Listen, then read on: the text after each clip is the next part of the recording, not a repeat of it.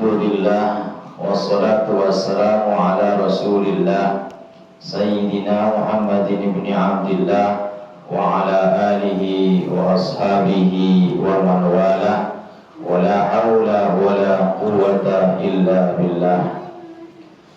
Asyhadu an la ilaha illallah wahdahu la syarika lah wa asyhadu anna sayyidina Muhammadan abduhu wa rasuluhu la nabiyya ba'dah. Allahumma salli wa sallim wa barik ala sayyidina wa habibina wa syafi'ina wa maulana Muhammadin wa ala alihi wa ashabihi wa man tabi'ahum bi ihsan ila yaumiddin. Faqala Allah ta'ala fi kitabihil karim wa huwa asdaqul qailin. A'udzu billahi minasy syaithanir rajim.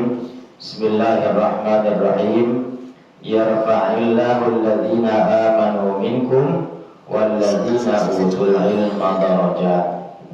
Wa qala an-nabiy sallallahu alaihi wasallam, talabul ilmi fariidatun ala kulli muslimin wal muslimat.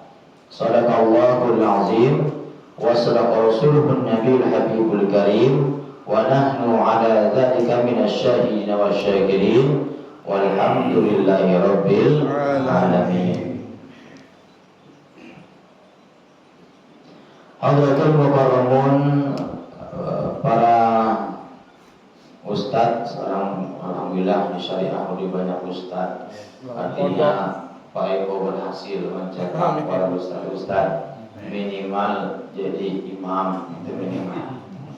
Alhamdulillah, semoga terus meningkat giroh semangat untuk belajarnya. Amin ya rabbal alamin. Bapak Ibu Nabianto DKM Muslah Syariah, para jamaah, Bapak Ibu sekalian yang saya hormati. Ada ibu-ibu? Ada. Baik, alhamdulillah, puji syukur kepada Allah untuk kita selalu aturkan dan kita buktikan syukur itu dengan cara taat kepada Allah, istiqomah menjalankan apa yang Allah perintah, juga konsisten untuk menjaga diri, perilaku, perbuatan dan ucapan yang dilarang oleh Allah Subhanahu wa taala. Shalawat salam semoga terlimpah curahkan kepada kaliban junjungan kita Nabi besar Muhammad sallallahu alaihi wasallam. Semoga kelak di hari kiamat manakala manusia dibangkitkan, kita bersama Rasulullah sallallahu alaihi wasallam. Baik, kajian kita kali ini masuk bab baru, yaitu tentang Babul birri wassilah. Itu tentang di halaman 298. Halaman 298. Babul birri wassilati. Halaman 298.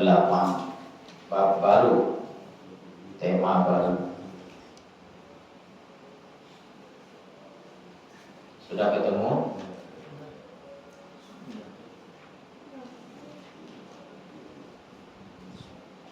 Sudah? Ya baik. Babul birri wasilah, bab perbuatan baik dan silah, menyambung tali silaturahim. Itu maksudnya. Bab perbuatan baik dan menyambung tali silaturahim. Berbuat baik, perbuatan baik mencerminkan bahwasanya kita adalah seorang hamba yang baik.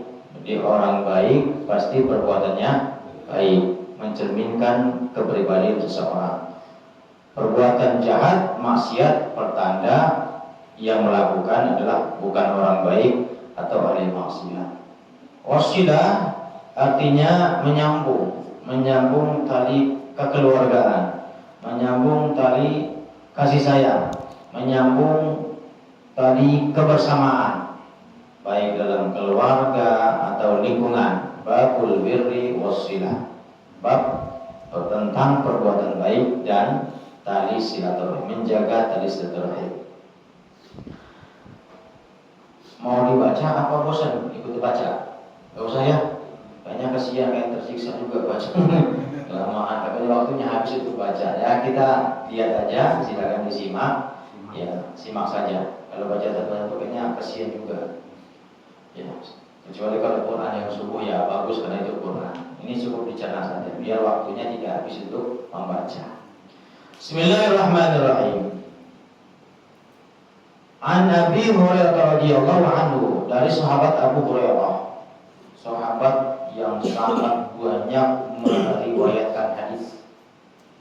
Abu Hurairah, qala, dia menceritakan, qala Rasulullah sallallahu alaihi wasallam, bahwa Rasulullah bersabda. Dulu pernah dibahas nih ya, tapi nggak apa-apa, ini kan kita ulasan lagi. Bahwa apa kata Rasul? Ini hadis apa? Kalau pada Rasul berarti hadis apa? Hadis qauliyah, lupakan. Kalau besok udah mau pulang kan. Hadis ada 3, qauliyah, fi'liyah, takririah. Kalau qauliyah apa? Ucapan. Kalau fi'liyah, perbuatan. Kalau takririah, perbuatan sahabat. Jadi bukan ucapan, bukan perbuatan Nabi, tapi perbuatan sahabat yang direstui, dilegitimasi, didiamkan oleh Rasulullah, namanya takrir. Contohnya banyak ya, salat ba'da wudu. Kemudian apalagi? Sami'allahu liman hamidah hamdan katsiran mubarakan. Itu juga ciptaan sahabat. Masih banyak sebenarnya. Contoh-contoh sunnah takririah atau hadis takririah. Jadi ada 3. Secara umum hadis itu ada yang ucapan, ada yang perbuatan Nabi, ada juga yang bukan ucapan, bukan perbuatan, tetapi merupakan ucapan atau perbuatan sahabat, namun direstui. Cirinya Nabi mendiamkan ketika sahabat mengucap atau melakukan suatu hal. Rasul mengatakan, Rasul telah bersabda, man, siapa orang ahabba, yang kepingin, ingin, siapa orang yang ingin ayyub satolahu fi rizqihi, dilapangkan, ayyub satolahu artinya diluaskan, lahu baginya, bagi siapa? Yang punya keinginan. Gitu cara memahaminya biar masuk. Siapa orang ahabba, yang punya keinginan, ayyub satolahu, diluaskan baginya. Apa yang diluaskan? Fi rizqihi, yaitu rizqinya. Siapa orang yang ingin diluaskan rizkinya, banyak sumber rizki. Rizki yang luas artinya rizki yang datang dari berbagai macam sumber. Rizki yang luas. Dalam benak kita, kalau mau ngomong rezeki, kadang-kadang duit, ya. Nah, kadang-kadang otak kita emang yang ada rusak ini. Kalau ngomong rezeki, pasti pikirannya duit. Kalau banyak duit, banyak rezeki. Kalau yang banyak ngasih duit, berarti banyak rezeki. Itu harus dirubah sekarang. Bahwa yang disebut dengan rezeki itu bukan hanya uang. Punya istri solehah, rezeki. Anak yang rajin ibadah, rezeki. Dikasih sehat, rezeki. Punya tetangga yang baik, rezeki. Dapat mantu yang baik, rezeki. Punya suami yang gak rewel, rezeki. Punya bini yang gak jajan online mulu, rezeki. Ini luas rezeki itu. Jangan berpikir rezeki itu hanya uang. Toh rezeki, toh orang yang punya uang itu belum tentu senang. Orang kaya belum tentu bahagia. Orang miskin belum tentu sengsara. Betul? Jadi kaya, relatif. Yang namanya kaya itu relatif. Nggak ada tolak ukur bahwa kalau punya ini kaya, enggak. Jadi kalau bicara rezeki itu adalah suatu nikmat yang kita bisa rasakan sendiri. Itu rezeki. Apapun sifatnya, apapun bentuknya. Nah, dan siapa orang, kata Rasul, yang punya keinginan ayyub satolahu, diluaskan lahu baginya, fi rizkihi, dalam rizkinya, wa ayyun sa'a fi atharihi, dan punya keinginan agar umurnya dipanjangkan, falyasil rahimahu, maka jalinlah, sambunglah tali kasih sayang, silaturahim. Nah, tadi saya ulang lagi bahwa rezeki kalau pengen banyak sumbernya, maka banyakin kenal orang. Karena rezeki itu memang dari Allah, tapi enggak turun dari langit gebluk begitu. Tapi rezeki itu lewat tangan-tangan manusia yang merupakan tentu pemberian Allah lewat tangan manusia. Jadi semakin banyak kenal manusia, maka semakin banyak rezeki kita. Benar nggak? Semakin kita nggak kenal manusia, semakin dekat sampai semakin sedikit persahabatan kita, semakin dikit rezeki kita, semakin sedikit orang yang kita kenal, maka semakin sempit dapat rezeki kita. Benar nggak? Bertetangga, kalau kita saling care, rezeki ngalir, ada aja. Coba kalau bertetangga nggak pernah bergaul, enak nggak hidup begitu? Rezekinya sempit, biar kata kaya, duitnya banyak, tapi nggak kenal tetangga. Kira-kira hidup begitu enak nggak? Coba tanya deh yang begitu. Ini kita bicara rezeki ya. Walaupun gaji gede, suami istri kerja, kalau nggak kenal tetangga, nggak enak. Ada apa-apa minta tolong tetangga kan nggak enak, Pak. Padahal bantuan dari tetangga itu rezeki. Betul tidak? Kita nggak usah ngomong jauh-jauh deh. Dalam bertetangga saja. Andai kita bertetangga itu enak, saling sapa, saling sahut, ini udah, Pak. Coba kalau kita nggak sahut-sahut dalam tetangga, kita mau minta tolong juga malu, ya kan ya? Nah, iya, keluar pintu aja malu. Kalah sama burungnya nengok mulu. Ya Allah, ya Allah. Makanya, aduh, maaf ya. Kadang saya berpikir, apa iya enak itu begitu? Nggak kenal orang, cuma kerja, kenalnya sama karyawan, bawaan, atasan, pulang kerja, udah tidur gitu. Apa iya hidup begitu enak? Padahal yang begitu sudah pasti rezekinya udah dikurangin. Rezekinya sudah dikurangin. Yang mulai bukan dia, bukan Allah, dia sendiri. Yang membatasi rezekinya dia. Kenapa? Dia membatasi pergaulannya. Maka ini hadis menjelaskan, siapa orang yang ingin sumber rezekinya banyak. Jadi saya terjemahkan bahwa Ayub 1 rezekinya luas rezeki itu, siapa orang yang ingin sumber rezekinya banyak, dari mana saja yang tidak terduga, dan siapa orang yang ingin makna daripada hadis wa ayyun sa'afi atarihi, sebenarnya itu maknanya adalah namanya dikenang sepanjang masa. Jadi, tapi diterjemah singkatkan panjang umur gitu ya. Ya bisa jadi panjang umur.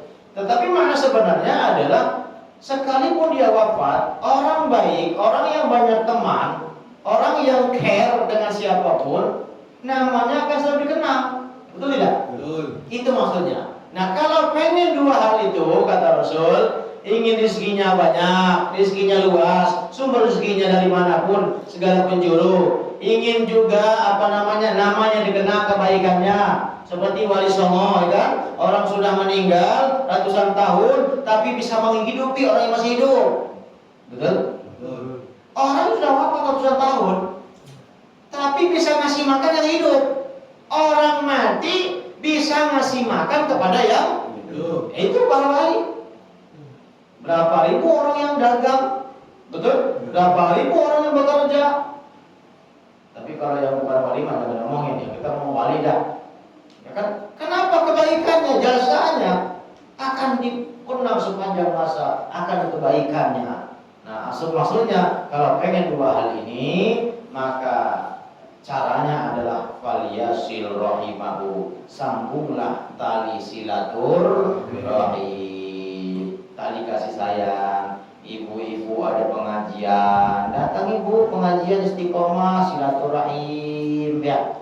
Insyaallah nanti saya sudah ada majelis di rumah, nanti akan ada pengajian khusus ibu-ibu tentang tentang ngaji fikih. Nanti silakan, karena sebagian juga ada yang minta kapan dibuka pengajiannya. Insya Allah yang bapak-bapak akan ada pengajian tasawuf, ya pengajian khusus. Ya, mulai nanti kita akan cari dulu waktunya, karena saya juga lagi repot banget ini. Bolak-balik tanggal 29 saya berangkat umroh lagi 12 hari, pulang tanggal 17 Januari, jadi 21 hari. Karena 2 trip sekaligus, harus berangkat 29, pulangnya tanggal 9 Januari. Harusnya pulang, tapi karena tanggal 9 itu ada keberangkatan lagi, dan saya nunggu di Jeddah. Jadi terus lagi 9 hari, jadi 21 hari. Jadi mohon maaf juga jika sering bolos ya, nggak ngisi hadir. Memang itu tugas negara, mohon maaf. Apalagi Desember, memang pejabat doang tugas pejabat, lagi pejabat juga. Jadi Desember, Januari, Februari sedang padat-padatnya. Mohon maaf, kemarin pun ini libur ya. Ya, mohon maaf. Nah baik, jadi solusinya kalau kita pengen dua hal tersebut, rezekinya luas, bukan banyak ya, luas. Banyak belum tentu enak, betul? Banyak belum tentu nikmat. Awas, jangan cemburu dengan orang yang kagak ibadah, kafir, ya kan ya. Tapi kok hidupnya enak, kelihatan gitu ya, kelihatannya. Tapi itu namanya istidraj. Jadi siksaan yang tertunda. Jadi siksaan berupa kenikmatan. Di kasat mata dia senang, tapi sebenarnya sengsara. Nah, jadi makanya kita jangan suka singit sama orang yang lebih dari kita. Oh tentu, belum tentu mereka tuh bahagia sebahagia kita yang makan cuma ikan asin, sama rendang, kikil, tunjang. Jangan cemburu. Dia bersyukurlah kalau bapak masih makan enak. Itu rezeki pak. Ya, jadi nggak usah muluk-muluk hidup pak. Yang penting kita punya rumah udah, anak pada sekolah udah, ada kerjaan ya sudah, makan apa saja, alhamdulillah, masuk itu rezeki. Karena orang yang kita cemburu itu, yang duitnya banyak itu, belum tentu kayak bapak makan enak begitu. Makan duit kurang-kurangin, apa-apa nggak boleh, itu enak itu begitu. Maksudnya duitnya banyak, beli apa aja boleh, tapi nggak boleh makan. Coba bayangkan. Iya, kolesterol, asam urat, macam-macam. Jadi bisa gampang cemburuan jadi orang. Karena melihat tetangga enak dikit, manyun begitu. Ngapain? Itu nyusahin hidup. Kok orang yang senang kita yang sakit? Kan lucu. Orang senang, kita yang sakit. Kasihan amat hidup lu. Itu namanya penyakit baru. Namanya SMS. Susah melihat orang senang. Orang senang dia yang susah. Kebalikannya, senang melihat orang susah. SMS kene. Orang susah dia nyukurin selesai itu. Emang enak. Itu gak boleh. Hidup begitu sengsara Pak. Kalau punya penyakit seperti itu sengsara. Hidup gak ada damai-damainya, gak ada tenang-tenangnya. Kudunya ketika lihat saudara, kerabat, keluarga, tetangga senang, alhamdulillah tetangga saya kali aja besok-besok pinjam mobil dikasih, begitu. Ya gitu kan. Jadi nggak ada negatif thinking dengan kebahagiaan orang gitu loh. Kalau dicari-cari kerja kagak kok bisa jalan ngepet gitu. Itu merusak hati. Nah caranya banyakin silaturahim. Orang kalau banyak silaturahim, banyak berjumpa orang, hidupnya enak Pak. Nggak gampang tersungging. Orang kalau jarang ngomong, silakan deh disurvei. Orang kalau jarang ngomong, jarang bergaul, itu orang gampang marah, gampang tersinggung, gampang kurit, gampang mutu. Orang lagi ngomongin apa, dari jauh ngatain gua nih. Sakit duluan dia, ya kan? Tapi beda sama orang bergaul. Orang bergaul tuh mau ceplos-ceplos, tapi nggak nyampe hati. Betul nggak? Kita ngomong itu kan kadang ceng-cengan kan? Kadang-kadang manggil nama, sugeng-sugeng gitu. Padahal sama-sama tua, ya kan? Tapi marah nggak? Pak Wiono panggil Win. Ya. Tapi nggak marah. Kenapa? Akrab. Coba kalau kita nggak bergaul, panggil saya Zidan, buat ampun. Ya kan? Tapi karena kita care, kita bergaul, ya biasa aja. Tetapi tentu tidak baik. Saya sering sampaikan di majelis manapun, kalau kita bersama-sama tua, depan anak-anak kita atau anak-anak yang lain, jangan suka manggil nama. Takutnya anak ngikut. Takutnya anak kita ngikut. Kita suka ngobrol di pos roda. Jangan begitu, walaupun ente CS di hadapan bocah jangan manggil nama. Entar anak mengikut. Pasti. Tadi ngikut anaknya. Jangan ajarkan ke anak-anak kita. Bahkan dalam rumah tangga pun demikian. Kita contoh Nabi deh. Bahkan Allah itu kalau manggil kekasihnya nggak nyebut nama. Betul tidak? Betul. Kayak saya gopro, betul tidak? Allah memanggil Rasul, pernah nggak ya Muhammad di Quran? Nggak ada. Ya Nabi. Assalamualaikum ayyuhan Nabi. Padahal Nabinya siapa? Itu kan ketika Mi'raj kan. At-tahiyyatul mubarakatus shalawatut thayyibah lillah assalamualaikum ayyuhan Nabi. Siapa yang hadir? Nabi siapa? Muhammad. Disebut nggak namanya? Boleh nggak kalau umpama Allah nyebut assalamualaikum ya Muhammad, boleh nggak? Boleh, tapi dilakukan nggak? Allah ngajarin kita manggil orang yang kita cintai itu tidak nama, jangan disebut. Orang tua kita udah ngajarin. Coba orang tua kita manggil suaminya Kang Mas, ya Nyimas, kan ya? Kudunya kita terusin. Enggak mesti kayak dulu, ganti seperti zaman now, kekinian. Ayang Beb, Beb, My Honey, My Darling, kan gitu. Jangan nyebut nama. Sarong, munak. Jangan. Ya, Tarjo, anaknya tadi Tarjo. Emang namanya Tarjo, tapi mboknya dihalusin, panggil nama sayang seperti Rasul manggil Aisyah apa? Ya Umay yang pipinya keberat-berat. Aisyah nggak dipanggil, nggak disebut namanya, itu panggilan sayang. Orang tua dulu waktu manggil bapak, kalau anak paling tua dipanggil Mas, kan ya? Yang muda panggil Dek, Neng, Nyai, Teteh, ya kan? Udah ngajarin, pindah ke Bekasi manggil nama, Tong. Ya kan udah bagus tuh, Bu. Namanya Tong, disembunyikan nama aslinya. Kalau pertahanan sulung kakak, kan ya? Mas, abang, anak yang bontot, dedek, begitu. Itu sudah benar. Rasul melakukan, bahkan Allah pun mencontohkan manggil kekasih, jangan nyebut nama. Begitupun pergaulan. Kalau menyebut nama ada panggilannya lah, Pak, Mas, gitu kan enak dengernya. Saya risih kalau udah sama-sama tua manggilnya nama gitu. Kayak gimana begitu ya? Walaupun ya boleh-boleh aja, kecuali kalau depan berdua sendiri, bolehlah. Depan anak usahakan jangan seperti itu, karena kita sedang mendidik anak-anak kita, walaupun bukan anak-anak kita.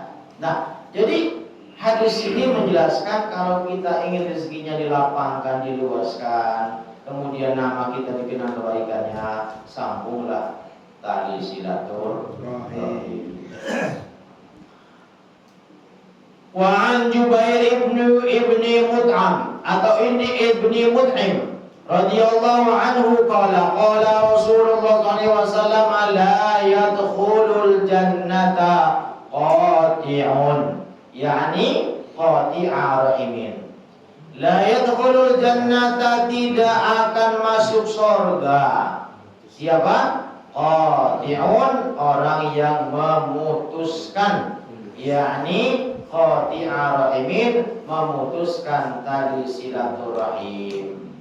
Yang tadinya akrab enggak tegur sapa, ahli ibadah, rajin sholat, saking rajinnya zuhur jam 12, jam setengah 12 sudah sholat duluan. Saking umpama rajin ibadah, tetapi memutuskan tali persaudaraan. Memutus itu artinya tadi nyambung, tadinya kenal, akrab, lalu terhenti. Tadinya kalau ketemu saling sapa, lalu karena gara-gara pilkada ya kan? Nggak tegur sapa, artinya memutus. Memutus itu memotong sesuatu yang tersambung, memutus namanya itu. Nah, orang yang memutuskan tali persaudaraan, tali silaturahim, tali kekerabatan, tali kekeluargaan, yang memutuskan itu tidak akan masuk surga sekalipun ahli ibadah. Sering banget saya ceritakan, saya sampaikan bahwasanya ibadah itu sama sekali tidak menjamin kita masuk surga, sama sekali nggak menjamin. Tetapi yang memastikan kita, yang menjamin kita masuk surga itu hanya satu, rahmat, kasih sayang. Bro, jadi rahmat, ibadah getol, ta'abbud, penghambaannya bagus, tapi hasil ibadahnya nggak tampak, tali kasih sayangnya nggak kelihatan, bakal dapat rahmat. Padahal rahmatlah yang memastikanmu masuk surga, bukan ibadah. Berarti nggak usah sholat tuh, bukan begitu. Sholat mah wajib, tapi nggak menjamin. Maka sholatlah, ibadahlah karena ingin menggapai rahmat Allah. Begitu. Sesuatu kalau sudah diberikan rahmat, mulus. Kemerdekaan karena rahmat Allah, kebahagiaan karena rahmat Allah, semuanya karena rahmat. Surga pun karena rahmat Allah. Nah, jadi mustahil bagi orang yang memutuskan tali silaturahim, tali kasih sayang, kalau dia memutuskan kekerabatan tersebut, mustahil masuk surga. Jadi enggak bakal la yadkhulul jannah. La, bukan insyaallah, tidak masuk surga orang yang memutuskan tali kerabat, tali kasih sayang. Begini rumusnya. Memang yang Allah perintahkan itu ibadah. Betul? Ibadah, nyembah Allah. Nyembah Allah, perintah ibadah, perintah sholat itu bukan berarti Allah butuh sholat kita. Harus diganti nih mindset, digaris bawahi bahwa Allah perintahkan ibadah bukan berarti Allah butuh sholat kita, sama sekali kagak. Jangan kira kalau Allah perintahkan sholat, Allah butuh sholat kita. Sedikit saya cerita. 3 atau 4 Jumat yang lalu saya tugas di PT Midea, pabrik AC di Jababeka, Pak Eko. Jumatan di sana, khotib. Dulu azan 2 kali, sekarang pergantian DKM azan sekali. Buat saya menjadi soal, karena azan sekali terjadi di zaman Nabi, terjadi di zaman Khalifah Abu Bakar Siddiq, juga terjadi di zaman Khalifah Umar bin Khattab. Jumatan azan sekali. Buat saya nggak jadi soal, yang penting jamaahnya betul ya, sebelum azan nongol di masjid. Nah, saat itu ketika saya bertugas 3 Jumat yang lalu kalau nggak salah, Pak Ustadz maaf, sekarang azan sekali, oke, nggak masalah. Nah, innallaha wa malaikatahu yusholluna 'alan nabi ya ayyuhalladzina amanu shollu 'alaihi wa sallimu taslima. Saya naik salam, assalamualaikum warahmatullahi wabarakatuh. Jawab. Yang mengagetkan, yang ngadap ke mimbar itu hanya 1 baris. Padahal karyawannya ada 300 yang ikut Jumatan. Tapi yang ngadap ke mimbar hanya 1 baris. Ya kurang lebih mungkin hanya 20 sampai 30 orang. Sisanya ada di pojokan masjid, di teras masjid, dan di depan pos security yang ada di depan masjid. Sambil bercakap-cakap, sambil merokok saat khutbah Jumat. Pahamnya teman. Spontanitas materi saya ubah. Yang tadinya tentang apa itu sudah saya siapkan, tapi saya ganti ketika menyaksikan Jumat kok gini-gini amat. 1. Ketika saya mulai naik mimbar untuk berkhutbah, syarat sahnya Jumatan kalau ini jamaahnya sudah mencapai 40 orang laki-laki dewasa. Dewasa, anak-anak nggak masuk hitungan, perempuan nggak masuk hitungan, karena bagi anak-anak perempuan Jumatan hukumnya sunnah.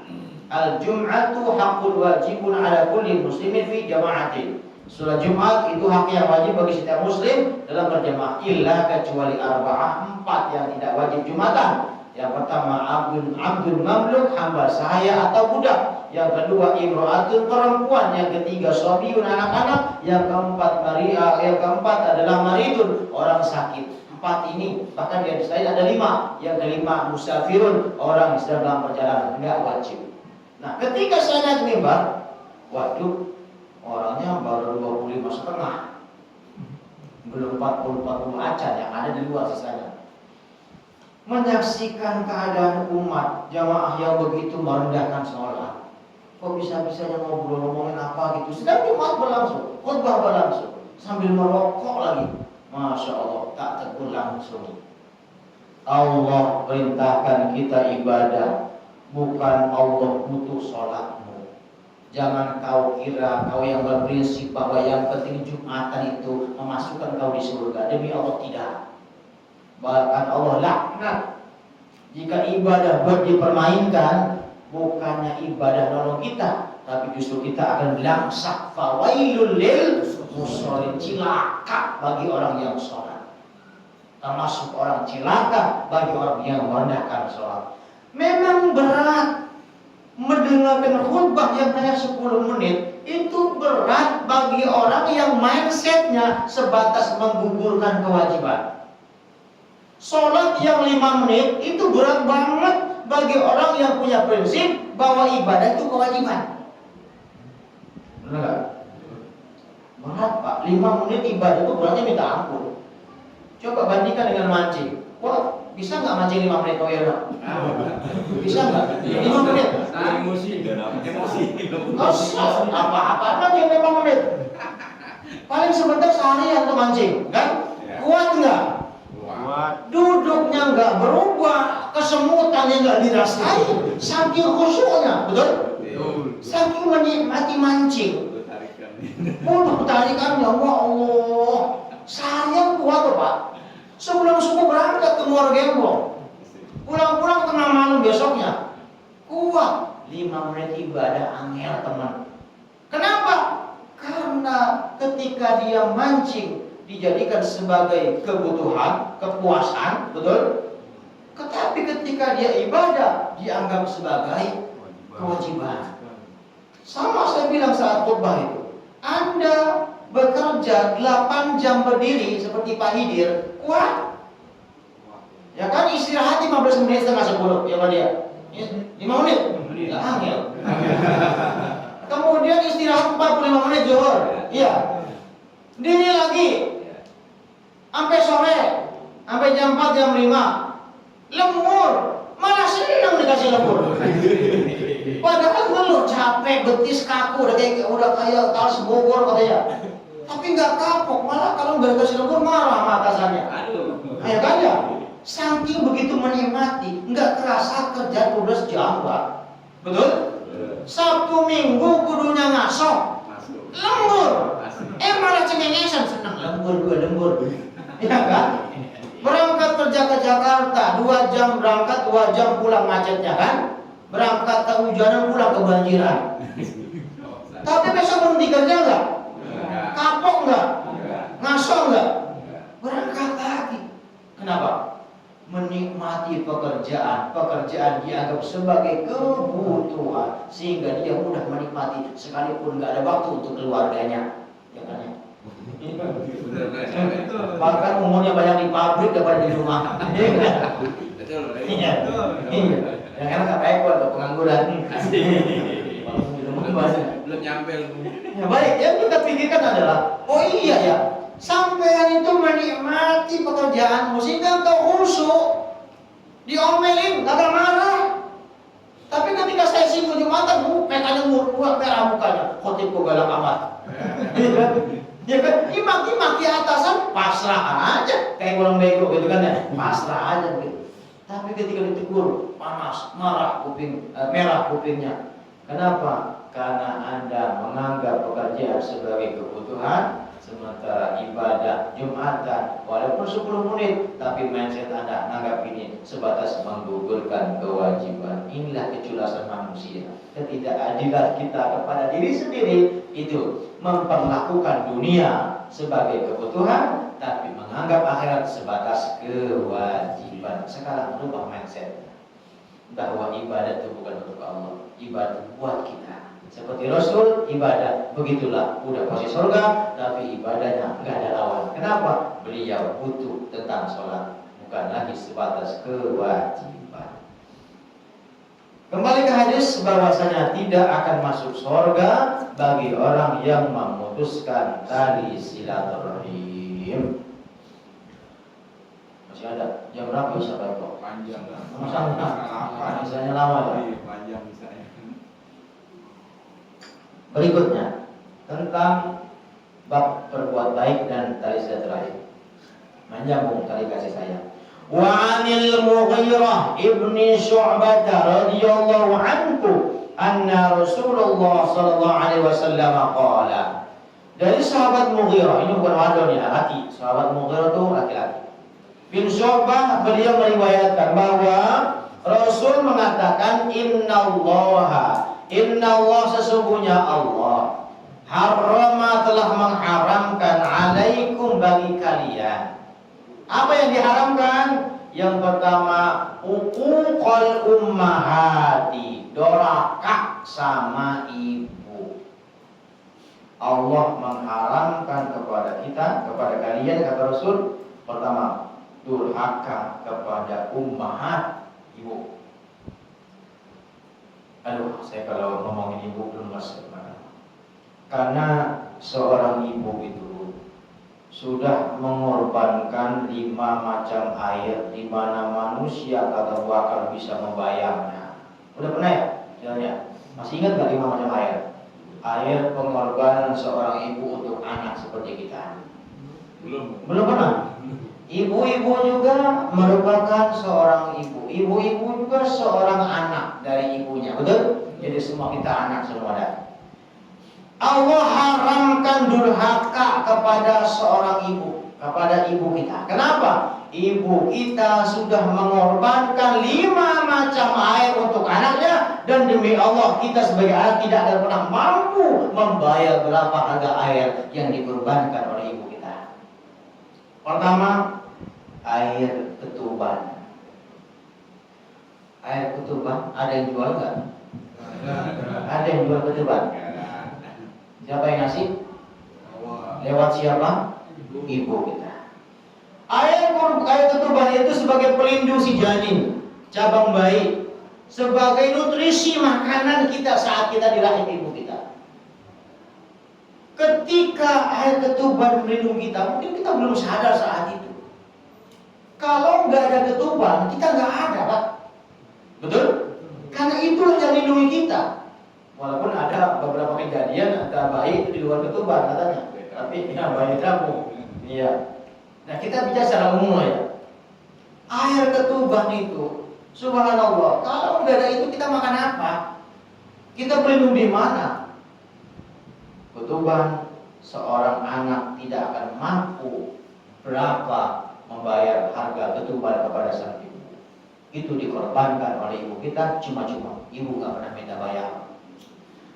Pecah air ketuban, muncrat air darah saat melahirkan. Air kedua pengorbanan seorang ibu adalah air darah. Kita nggak pernah sadar, nggak pernah lihat, karena hanya bisa mikir ya Allah ketika istri bapak melahirkan darahnya ngucur. Bisa nggak kita bayar harga darah itu? Sebagai pengorbanan seorang ibu untuk anak macam kita. Ini kenapa Allah haramkan durhaka sama ibu. 5 macam air dikorbankan, nggak bakal bisa kita bayar. Air darah, pertama air ketuban, kedua air darah. Ketiga air apa? Ketiga air susu. Pernah bapak ibu menyaksikan di dada ibu ada bandrol harga air susunya? Pernah lihat? lihat enggak? Harganya kayak susu sasetan gitu. Dengo gitu. Enggak ada. Tidak ada susu sebaik air susu ibu. Enggak ada. Silakan diteliti. Enggak ada air susu di muka bumi sebagus, sehebat, senikmat air susu ibu. Pernahkah ibu minta balas dibayar air susu yang dinyot sama bapak ibu? Pernah enggak? Enggak ada seorang anak yang mampu membayar berapa harga air susu ibu. 3. Pengorbanan, air pengorbanan si ibu kepada sang anak macam kita. Yang ketiga, air yang dikorbankan seorang ibu adalah air keringat. Keempat ya, air keringat membesarkan kita dengan darah dan keringat. Coba kita lihat istri kita, istri bapak, istri masing-masing deh. Kalau istri kita kan kesannya enak banget ya istri kita, istri bareng-bareng. Coba perhatikan bininya Mas Sugeng waktu ngurus anak, yang mau menggocah, yang masak, yang gosok, yang nyetrika, dilakukan dewek semua dilakukan. Ya bu ya, betul nggak bu begitu bu? Ini sekarang saya belain ibu nih, nah udah beres awal ya. Siapa tahu suami jadi anak, suami yang soleh ya bu ya. Ya, ibu, karena mereka juga seorang ibu, walaupun ya anak juga. Ya, maksudnya biar jangan durhaka mamanya. Semua pekerjaan bisa dilakukan sekaligus sama ibu. Benar gak? Coba kalau pekerjaan istri limpahkan ke kita. Sok ayo. Boro-boro masak sambil nyuci, ngomong aja paling 5 menit. Ngomong laki-laki itu paling lama 15 menit. Coba aja ngomong. Kayak apa kuatnya? Ya kan? Gak kuat, lama-lama. Tapi istri masing-masing kita, semuanya pekerjaan, semuanya berkeringat, dicucurkan untuk anaknya. Tidak ada satu pun seorang anak yang mampu ngebayar berapa harga air keringat yang dicucurkan demi kita, menghidupi kita semua. Berani masih durhaka sama ibu? Haram hukumnya durhaka. Itu baru 4 ayat. Membesarkan kita, ibu kita rela nggak makan sebelum kita kenyang, benar nggak? Ya bapak udah ngalamin kan? Nggak sarapan sebelum anak makan dulu. Kecuali yang punya burung dulu kasih makan baru anaknya. Ya nggak juga. Tapi anaknya mau gede, anaknya udah habis makan duluan. Nggak bisa kita ngebayar air yang dikeluarkan oleh ibu kita. Itu keempat.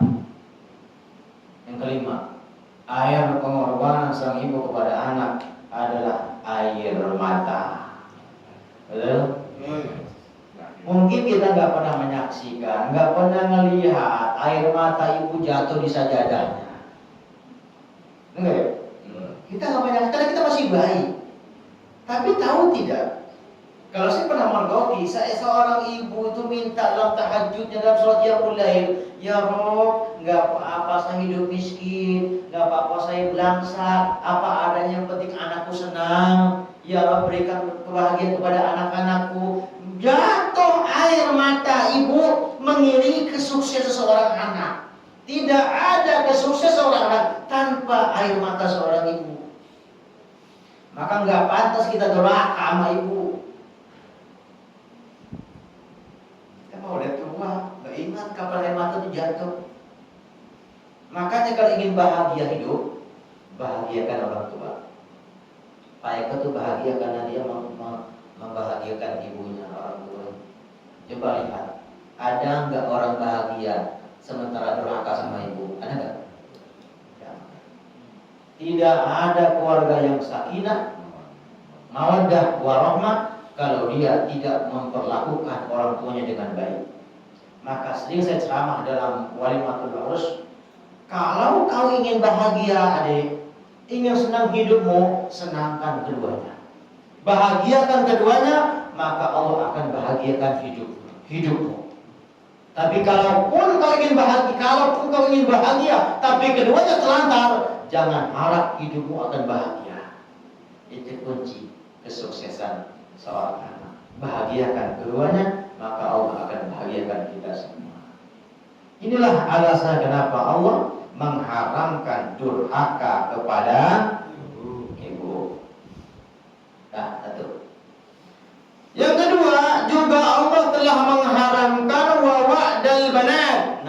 kebalikannya. Tadi anak durhaka kepada orang tua, sekarang orang tua yang durhaka kepada anak. Ada nggak begitu? Ini wa'dal banat, membunuh anak karena takut nggak bisa ngempanin.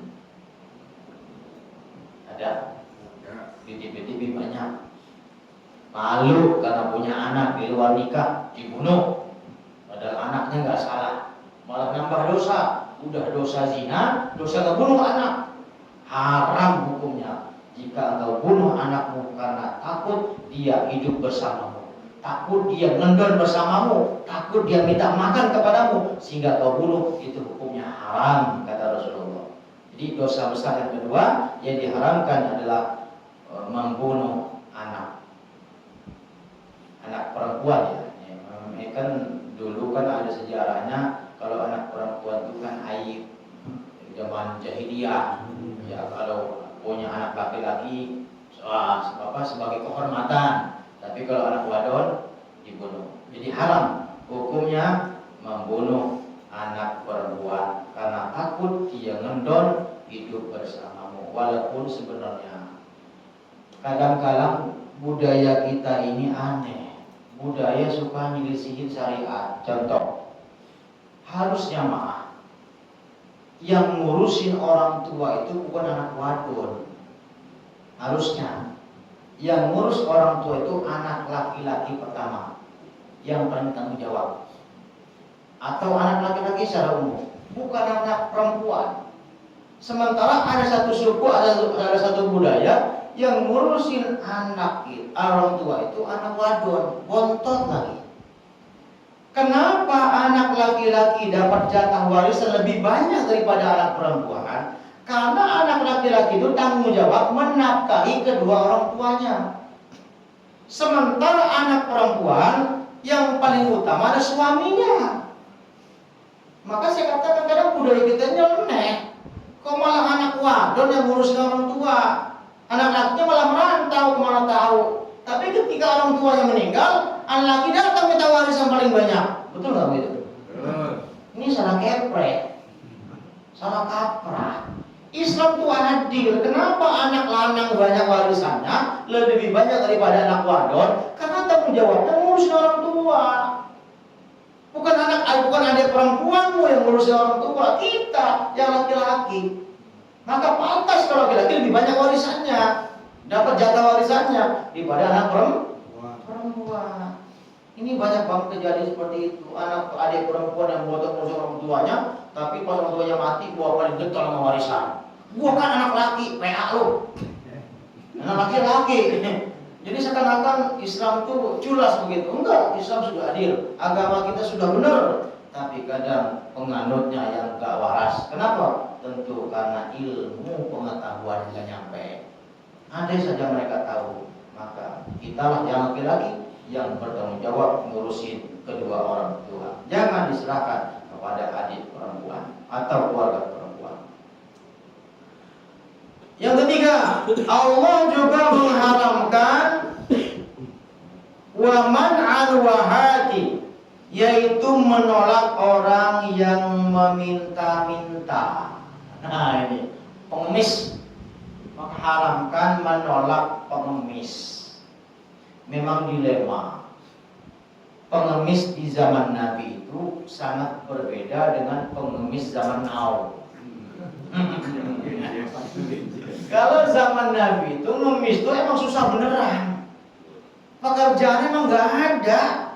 Karena dulu nggak ada pabrik, nggak ada Suzuki, nggak ada Mitsubishi, ya kan, nggak ada yang bangun rumah gubuk jelek semua. Kerja apa? Sehingga kalau susah beneran. Nah, hadis ini sebenarnya menjelaskan tentang kondisi orang yang memang susah banget, nggak ada pekerjaan. Kita tolak ketika dia minta-minta, itu yang dosa, yang haram.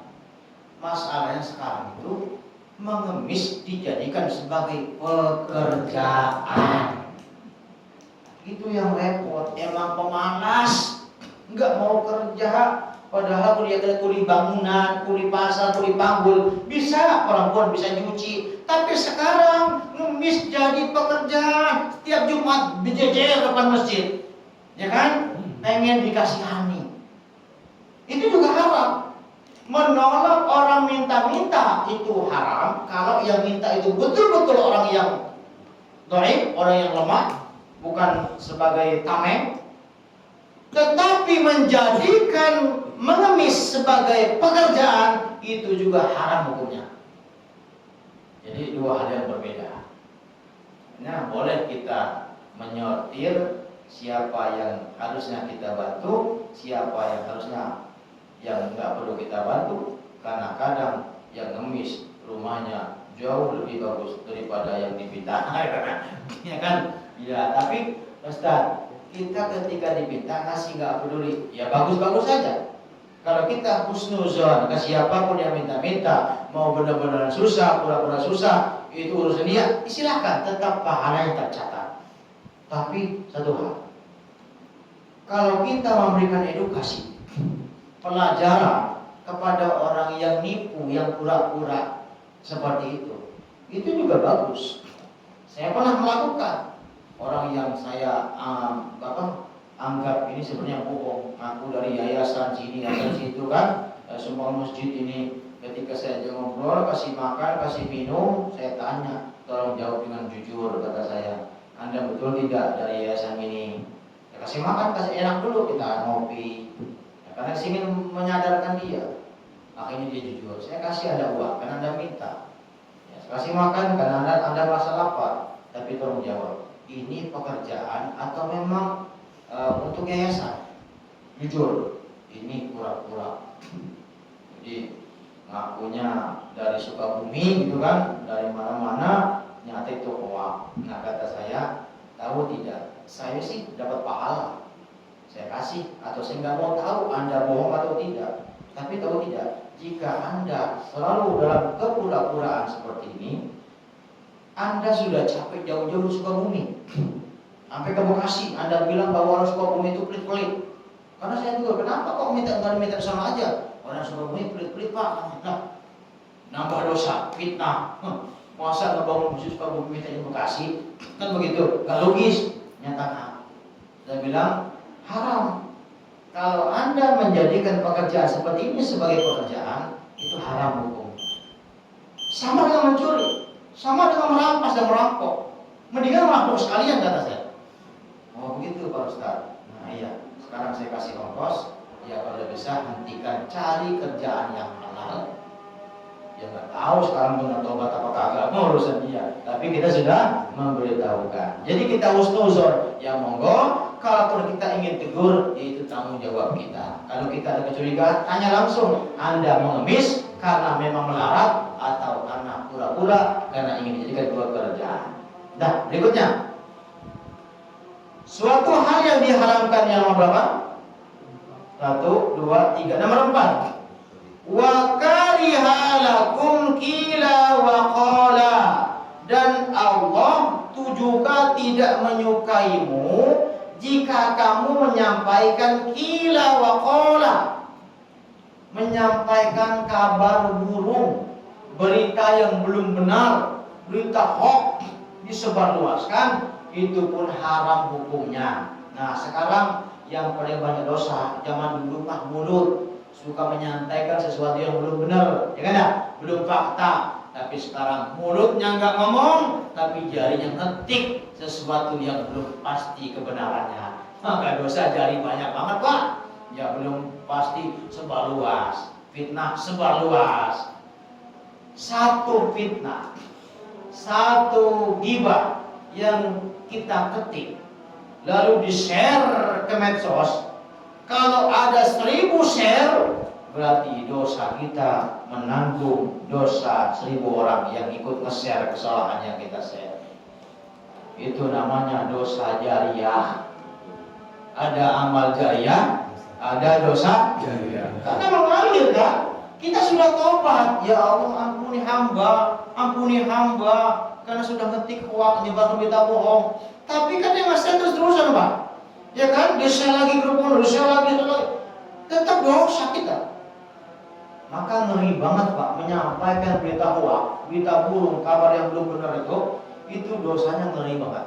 Maka nggak usah buru-buru nge-share kalau belum ada fakta kebenarannya. Kenapa? Khawatir kita kebagian dosa jariah, dosa yang terus ngalir. Bahkan ketika kita wafat pun itu berita masih di-share, yang mati tetap kebagian dosanya. Waspadalah dan waspadalah. Berikutnya yang nomor 5, tanggung ya. Wa kasratus su'al, juga Allah tidak menyukai bagi orang yang banyak nanya. Ya, dibahas banyak nanya. Banyak nanya itu begini. Jadi dia bertanya karena tidak tahu. Boleh bertanya kalau satu kita tidak tahu nanya. Yang kedua keraguan, ingin konfirmasi. Ketiga ingin konfrontir. Jadi mempertemukan dua jawaban yang berbeda. Boleh nanya. Tapi jangan suka nawar ketika nanya. Pak Ustadz, bagaimana hukum begini? Begini Pak. Tapi kan begini Pak. Tapi kan menurut saya begini Pak. Nah, ente mau nanya mau berdebat. Itu yang disebut dengan banyak nanya. Udah dijawab, tinggal terima atau tidak, ngeyel. Tapi kok begitu? Contoh nih, tadi ada pertanyaan tadi subuh di Cibitung itu. Terus saya mikir bentar sambil minum. Ada pertanyaan tapi rewel. Lupa. Bentar.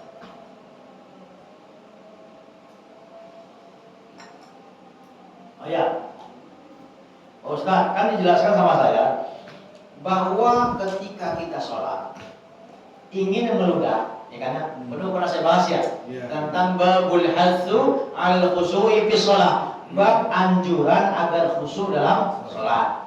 Nah, dalam hadisnya bahwa jika kamu ingin meludah, jika kamu sholat, hadisnya, janganlah kamu meludah di hadapanmu, betul? Atau jangan meludah di samping kananmu. Kalau ingin meludah, meludahlah di samping kiri, tahta qadami, di bawah mata kaki. Sholat meludah. Mungkin Bapak bertanya, apa iya orang sholat meludah? Ada. Contohnya, habis makan nasi bebek Maduranya Pak Ubay. Habis makan nih, nggak nyangkut tuh di gigi, nggak gosok gigi, ke bawah dalam sholat. Dia nanya begitu. Saya jelaskan seperti ini. Dalam hadisnya, jangan meludah ke depan, jangan meludah ke kanan, tapi ludahlah ke kiri di bawah mata kaki, tapi jangan ke atas. Itu berantem sama sebelah. Kalau berjamaah begitu ribut kita. Hadisnya demikian. Sebenarnya kata saya, kalaupun ini daging yang nyangkut atau biji cabai nyangkut di sela-sela gigi saat sholat, kita telan nggak masalah. Ditelan, nih umpama nih, udah diakain, lidahnya udah muter-muter sholat deh, kan makruh tuh kan ya. Lalu kita bingung, lepeh udah, lepeh ditelan, lepeh, telan lepeh, lepeh, akhirnya telan dong, sah, walaupun makruh. Sholatnya nggak batal sholatnya karena kita bukan makan, karena daging itu biji cabai itu sudah ada di mulut. Yang batal itu kalau kita makan atau minum saat sholat, memasukkan sesuatu ke mulut saat sedang sholat. Contoh, Bismillahirrahmanirrahim, Alhamdulillahirabbil alamin, sambil nyemil kuaci. Nah itu batal sholatnya. Tapi kalau memang barang itu memang sudah ada di gigi karena nyangkut, lalu ke bawah sholat, telan nggak apa-apa, tapi makruh. Sebaliknya dilepehin ke belah kiri pun tetap makruh sholatnya. Walaupun diperbolehkan solusi, tapi makruh kene, tapi nggak batal, makruh. Nah dia ngeyel, Pak Ustaz, emang boleh nelen sesuatu yang di mulut kita telan? Ya boleh Pak. Kok boleh? Nah begitu tuh yang orang tuh. Nanya, dijelasin ngeyel. Akhirnya pakai logika, Pak. Bapak pernah nggak nelen ludah saat sholat? Pernah nggak? Pernah. Sholat nelan ludah. Pernah. Pernah Pak Ustaz? Yang Bapak telan ludah yang masih ada di mulut, apa ludah yang udah di tanah? Mulut kan? Iya. Nah, bedanya apa Bapak nelan daging yang udah digigit? Sama-sama sudah di dalam. Kecuali ludah yang Bapak telan udah dilepehin ke lantai, Bapak jilat lagi itu. Walaupun ludah sendiri, batal nggak sholatnya? Bakal. Batal. Baru masuk dia, oh iya, jangan banyak nanya. Jadi begitu, jadi maksudnya udah dikasih jawaban, masih ngeyel. Menurut saya itu batal Pak Ustaz. Ya, kok menurut saya? Agama kok masa kamu? Ada dalilnya Pak, ada penjelasannya. Logikanya gitu, nelan ludah saat sholat boleh, karena ludah masih ada di dalam mulutmu. Tapi sekalipun ludahmu sendiri kalau sudah dilepehin, nggak boleh jilat lagi Pak. Haram hukumnya, batal sholatmu. Begitulah kondisi fikih tentang sesuatu yang nyangkut di gigi. Tapi yang terbaik, kalau habis makan nasi bebek Pak Ubay, gosok gigi dulu sebelum sholat. Itu yang bagus. Sebelum sholat subuh, biasakan gosok gigi dulu. Kalau nggak gosok gigi, langsung sholat jamaah di musola. Bapak sih khusus sholatnya, tetangga nggak tahan Pak, codot. Nggak khusyuk ada mulut kita. Walaupun nggak mandi subuh karena waktunya nggak cukup, cukup minimal gosok gigi. Ngadap Allah ke bojigong. Jangankan Allah, tetangga aja nggak senang, apalagi Allah. Saya jujur nggak nyaman kalau tetangga amin. Oh Allah subuh lagi. Ini apa ya? Tolonglah gosok gigi kalau mau sholat. Ya baik. Yang terakhir yang diharamkan oleh Allah, dilarang adalah wa idha'atal mali, boros harta, membuangkan harta sia-sia cuma-cuma. Beda dengan boros karena sodako, itu bukan boros tapi dermawan. Bedakan dermawan dengan sodako, dengan boros. Kalau dermawan itu sodako, kalau boros menghumbar-humbarkan harta karena pengen dikatain orang kaya. Demikianlah, barangkali ada pertanyaan, silakan dipertanyakan. Tandain Pak ini. Ada yang pertanyaan ibu-ibu? Ini Ustaz. Ya. Ini Ustaz. Masalah tadi Pak Ustaz, itu masalah dosa jariah Ustaz. Jadi gini Ustaz. Ada artis sinetron nih Ustaz yang lagi viral ya. Dulu waktu belum hijab, dia mungkin main sinetron Ustaz ya. Dia nggak pakai hijab nih. Iya. Ya kan? Kan hijabnya kita nggak tahu ya. Iya. Nah, terus artis sinetron itu setelah dia hijrah, ya kan? Mungkin kan itu apa sinetronnya mungkin udah habis lah, Iya. tayangnya Ustaz ya. Kamu masih tonton orang? Iya. Nah, berapa tahun kemudian itu dari pihak TV swasta itu menayangkan lagi pada saat artis itu nggak udah apa dulunya nggak pakai dulu Ustaz. Nah, itu Ustaz bilang kan dosa jariah gitu. Itu gimana Ustaz? Baik. Dua hal yang berbeda. Ya, pertama ya tentu saya katakan tadi, dosa jariah adalah dosa masa lampau yang pernah kita lakukan tapi masih disebarluaskan. Itu jariah. Sama dengan amal jariah. Amal masa lampau yang pernah kita tanam di musola ini, di masjid membangun kita itu jariah. Masa lampau udah lama tapi masih dipakai, masih bagian pahala. Dosa jariah pun begitu. Kita udah sadar, artinya udah tobat, artisnya udah tobat. Tetapi bagaimanapun itu adalah buah yang kau tanam dulu. Satu solusinya. Pertama, taubatan nasuha. Yang kedua, ada upaya ikhtiar untuk menghentikan penayangannya. Kan dia bisa ngomong ke produsernya, jangan tayangkan, saya bayar berapa. Konsekuensi hukum harus kita lakukan. Bukan hanya tobat, nggak cukup dengan tobat.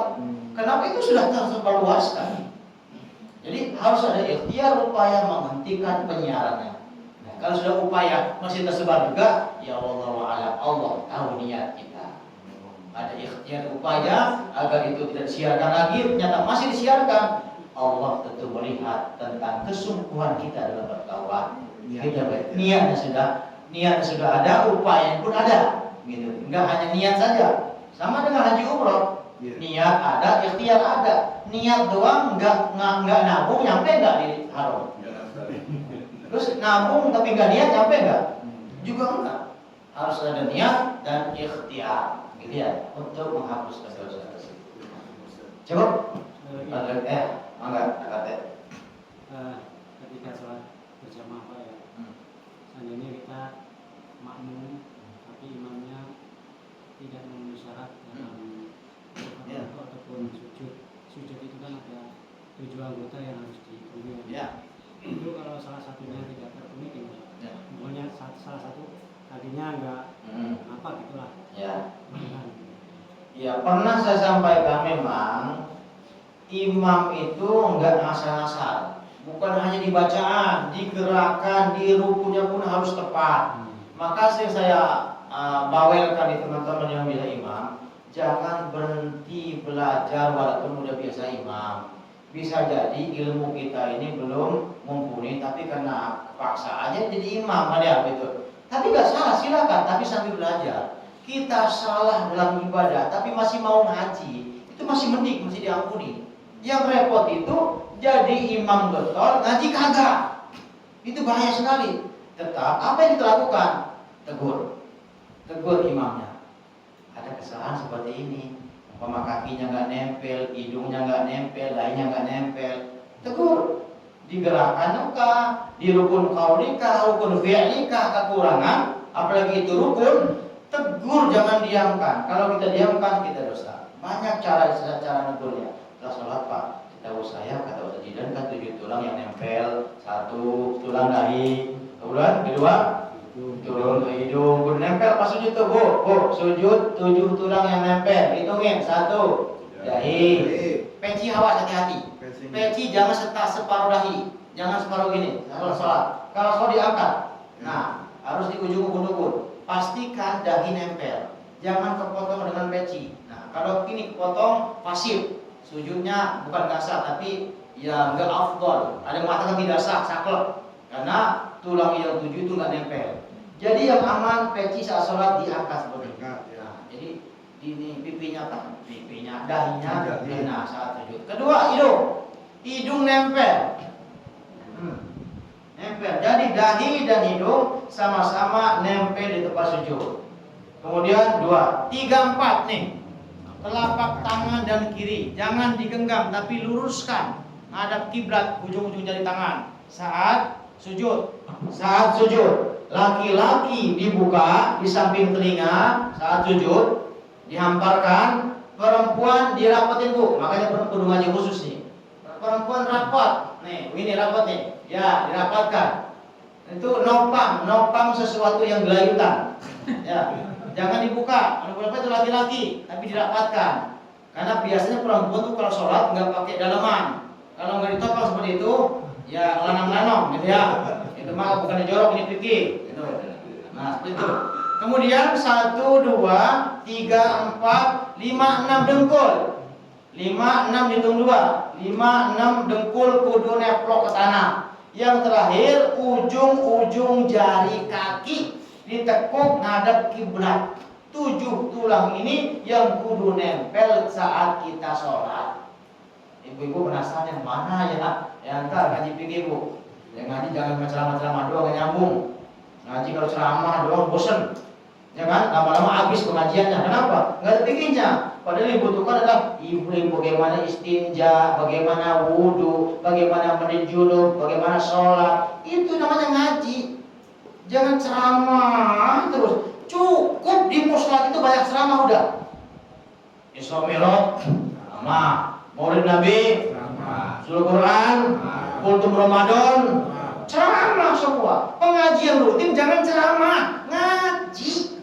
Maka saya bawakan di mushola, kalau ngaji pakai kitab, namanya ngaji.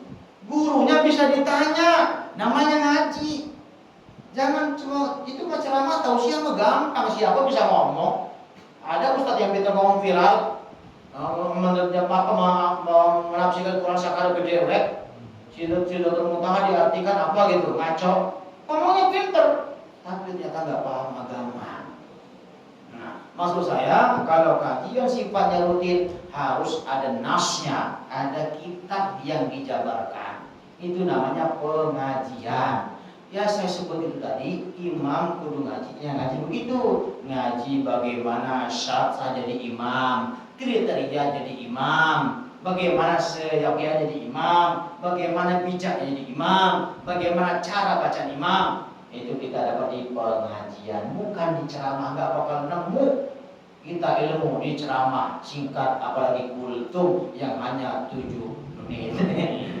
Ya begitu baliknya. Jadi dibawa sama bu kita, dan saya akan selalu bersedia jika ditanya bagaimana kiat-kiat jadi imam, dan saya pun membuka. Ayo kita kontrol lagi Pak Eko, bacaan-bacaannya yang lain juga sama, Pak Wiono, Pak Redi, Pak Idir, Pak RT. Ayo belajar lagi Pak Jenderal, baca-bacaannya. Panggil saya itu menunggu. Jangan teko mulu marahin gelas. Ayo dong gelas panen teko. Tuh mana amat pengen datangnya terus. Justru Pak, kalau gelas suka marahin teko, itu gelasnya gampang penuh. Karena si gelas butuh. Ya kan? Tapi kalau teko marahin gelas, jangan-jangan gelas itu sebenarnya nggak butuh karena dia udah penuh. Makanya orang ngaji macam sekarang ini, ada yang enggak ngaji sebenarnya. Ya sambil nunggu isya aja. Betul tidak? Maka kalau ingin ngaji sebenarnya ngaji seperti guru kita yang terdahulu, yang guru-guru kampung dulu kan. Bapak ngaji kan berangkat bawa lagu damal kok, yang isi minyak tanah kan. Kalau ngaji alif patah a, alif kasroh, alif domah a i u, ma patah mata patah tamado matamu. Kan pakai lampu gitu kan. Tulus, yang datang ke guru siapa? Muridnya. Sekarang siapa yang datang? Terus pengen pintar gitu. Pengen pintar gitu. Ya maaf ya, bukan seperti guru yang dihormati, tapi keberkahan ilmu kalau niatnya kita yang menuntut, kita yang memaksa, kita yang berangkat. Itu ngaji. Makanya orang-orang dulu cepat pinter. Betul enggak? Karena dia ketika berangkat bawa gelas kosong. Tapi kalau gurunya datang, saya khawatir gelasnya udah pada penuh semua. Bukan penuh, tapi merasa penuh. Merasa tahu, oh udah tahu sama itu, udah tahu, udah paham semua. Ibarat gelas yang sudah ada isinya. Ayolah ngaji sebenarnya ngaji. Ke siapapun datangi guru. Bahkan tidak boleh kita mati dalam keadaan nggak punya guru. Nggak boleh. Bukan berarti saya. Kenapa? Karena ibadah itu harus ngikutin Nabi. Sementara kata Nabi apa? Shollu kama ra'aitumuni usolli. Sholatlah kamu sebagaimana kamu melihat aku sholat. Pertanyaannya, Bapak Ibu pernah nggak lihat Nabi sholat? Pernah nggak? Bu, Ibu, pernah jadi makmumnya Nabi? Padahal perintah Nabi, sholatlah kamu kepada umatnya, ngomong begitu, sebagaimana kamu menyaksikan aku sholat. Pernah lihat? Dari mana kita tahu? Dari mana? Dari ulama. Artinya nggak boleh sholat berdasarkan, nggak boleh. Ibadah yang kita lakukan dipastikan ilmunya muttasil, bersambung ke Rasulullah. Kalau tidak nyambung, ibadahnya tertolak, nggak ada pertanggungjawaban. Maka kalau manggil guru, pastikan gurunya yang pernah nyantri, pernah pesantren, pernah belajar, dan ilmunya sampai bersambung ke Rasulullah. Itu namanya ilmu yang muttasil, bersambung ke Rasulullah Sallallahu Alaihi Wasallam. Nah, kita dapatkan kalau kita sudah mengakui bahwa si fulan guru saya. Jangan sampai kita mati dalam keadaan nggak punya guru. Semua ulama itu semuanya pasti punya guru. Masalahnya pengakuan kita diakui tidak sama guru. Kan itu, ya kan? Dua hal yang berbeda. Kita mengakui belum tentu diakui oleh orang yang kita anggap guru. Pernah nggak menyaksikan ketika kita menyium seorang ulama, dia narik tangannya? Pernah nggak? Ngalamin nggak? Cium tangan ulama Habib Syekh yang terkenal, lalu kita pengen cium tangannya, dia tarik. Kenapa? Padahal nggak semua diberlakukan seperti itu. Dia rela memberikan tangannya disium kepada orang yang menganggap dia guru dan dia dianggap sebagai murid. Itu rahasia. Ini rahasia yang bilang sama-sama ya. Pernah menyaksikan? Itu alasan. Pertama, orang tawadu nggak ingin diagul-agulkan. Kedua, ada rahasianya. Yang ilmu tasawuf, kalau dia memberikan tangan, berarti dia sudah ridho, dianggap sebagai murid. Kalau ditarik, ya siapa lu kenal juga kagak. Khawatirnya, saya lu cium tangan tuh sama syekh ulama ono. Ini buktinya tuh fotonya cium tangan. Nah itu, Allah a'lam bishawab. Ya, demikian jawabannya. Cukup? Ya, baik, terakhir istiqomalah nuntut ilmu, karena dengan ilmu insya Allah ibadah kita, perangai kita, perilaku kita semakin baik. Amin ya rabbal alamin. Al-Fatihah. Bismillahirrahmanirrahim. Alhamdulillahirabbil alamin arrahmanir rahim maliki yaumiddin. Iyyaka na'budu wa iyyaka nasta'in ihdinas siratal mustaqim siratal ladzina an'amta 'alaihim ghairil maghdubi 'alaihim waladdallin. Amin. Ya mujibas sa'ilin, Allahumma shalli wa sallim ala sayyidina Muhammad wa ala ali sayyidina Muhammad. Allahumma inna nas'aluka ilman nafi'a wa 'amalan mutaqabbalan wa rizqan halalan thayyiban mubarakan wa shifaa'an min kulli da'in wa saqamin. Rabbana atina fid dunya hasanah wa fil akhirati hasanah wa qina adzabannar. Wa sallallahu ala sayyidina Muhammadin alhamdulillahi rabbil alamin. Wallahul muwaffiq. Wassalamualaikum warahmatullahi wabarakatuh. Waalaikumsalam warahmatullahi wabarakatuh.